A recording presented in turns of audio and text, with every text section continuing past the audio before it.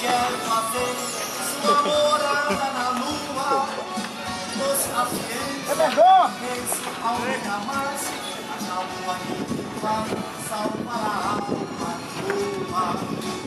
Ainda tem pra você se arrepender, pois o homem quer fazer sua morada na lua.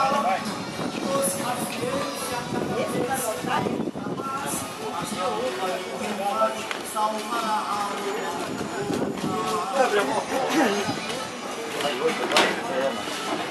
Viagem do Tamoço.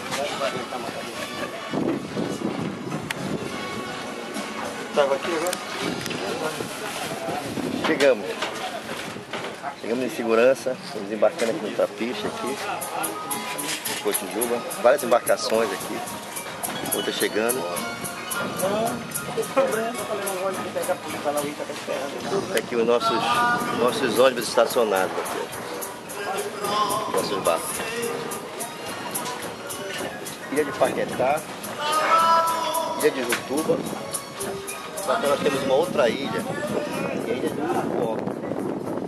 Mais para cá para frente, Arapiranga, que vem muito paciente, que pertence a outro município, que é Barcarena.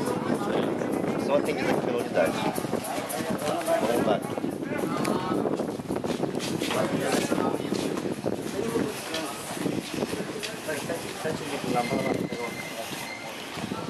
O trajeto é feito em 1 hora ou menos, dependendo da embarcação.